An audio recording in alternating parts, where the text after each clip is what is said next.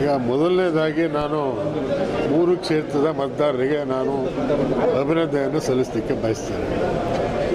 ಈ 3 ಕ್ಷೇತ್ರಗಳು ಭಾಳ ಪ್ರತಿಷ್ಠೆಯಾಗಿ ಪರಿಗಣಿಸಿದೆ.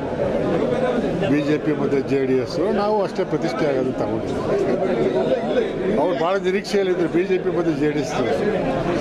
ಏನೇನೋ ಹಗರಣಗಳ ಇಲ್ಲದೇ ಇರ್ತಕ್ಕಂಥ ಹಗರಣಗಳೆಲ್ಲ ಹುಟ್ಟಾಕಿ ಅದನ್ನು ಸುಳ್ಳನ್ನು ಸತ್ಯ ಮಾಡ್ತಕ್ಕಂಥ ಪ್ರಯತ್ನ ಅವ್ರು ಮಾಡಿದ್ರು. ಆದರೆ ಜನ ಅದಕ್ಕೆ ತಕ್ಕ ಉತ್ತರ ಕೊಟ್ಟಿದ್ದಾರೆ. ಉದಾಹರಣೆ ನಮ್ಮ ಚನ್ನಪಟ್ಟಣದಲ್ಲಿ ಸುಮಾರು 27,000 ಲೀಡಲ್ಲಿ ನಮ್ಮ ಕ್ಯಾಂಡಿಡೇಟನ್ನು ಗೆಲ್ಲಿಸಿದ್ವಿ. ನಮ್ಮ ಕ್ಯಾಂಡಿಡೇಟ್ ಅಷ್ಟೇ ನಿರೀಕ್ಷೆ ಇಟ್ಕೊಂಡಿದ್ವಿ. ನಾವು ಕೇಳಿದಾಗ ಎಲ್ಲರೂ ಹೇಳ್ತೀವಿ 25,000-30,000 ನಾನು ಗೆಲ್ತೀರಣ್ಣ. ನಾವೆಲ್ಲ ಕ್ಯಾನ್ವಾಸ್ ಅಲ್ಲೇ ಮಾಡಿದ್ವಿ.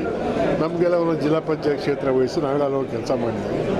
ಜನನೂ ಅವ್ರ ಬಗ್ಗೆ ಭಾಳ ವಿಶ್ವಾಸ ಇಟ್ಟಿದ್ರು. ಮತ್ತು ಜನರು ಯಾರೂ ಸಹ ಈ ಹಗರಣಗಳ ಬಗ್ಗೆ ಯಾರೂ ಪ್ರಶ್ನೆ ಮಾಡ್ತಿರಲಿಲ್ಲ. ಗೂಢಾಗಳ ಬಗ್ಗೆ, ಬೇರೆ ಹಗರಣಗಳ ಬಗ್ಗೆ. ಈಗ BJP ಅವರು ಸುಳ್ಳು ಹೇಳ್ತಾ ಇದ್ದಾರೆ, ಸುಳ್ಳು ಸತ್ಯ ಮಾಡೋಕ್ಕೆ ಕೊಟ್ಟಿದ್ರು. ಜನರಿಗೆ ಅರ್ಥ ಆಗಿತ್ತು. ಹೀಗಾಗಿ ಜನರು ಅದಕ್ಕೆ ಉತ್ತರ ಕೊಟ್ಟಿದ್ದಾರೆ.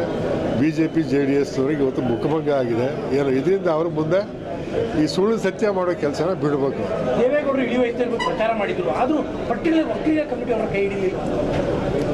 ನೋಡಿ, ಇಲ್ಲಿ ಒಕ್ಕಲಿಗರು ಅವರು ಇವತ್ತಿನ ಎಲ್ಲ ಸಮಾಜದವರು ನಮ್ಗೆ ಓಟ್ ಕೊಟ್ಟಿದ್ದಾರೆ. ಏನು ಈಗ ಉದಾಹರಣೆಗೆ ಈಗ ಬೇರೆ ಬೇರೆ ಕಡೆ ಶಿಗ್ಗಾಂವಲ್ಲಿ ಲಿಂಗಾಯತ ಮೆಜಾರಿಟಿ ಇದ್ದಾರೆ, ಅಲ್ಲೂ ಎಲ್ಲ ಓಟ್ ಕೊಟ್ಟಿದ್ದಾರೆ. ಇಲ್ಲದ್ರೆ ಹೆಂಗೆ ಗೆಲ್ಲಕ್ಕೆ ಸಾಧ್ಯ? ನಮ್ಮ ಮೈನರ್ ಕಮ್ಯುನಿಟಿ ಅವ್ರು ಶಿಗ್ಗಾಂವಲ್ಲಿ ಹೆಂಗೆ ಗೆಲ್ಲಕ್ಕೆ ಸಾಧ್ಯ?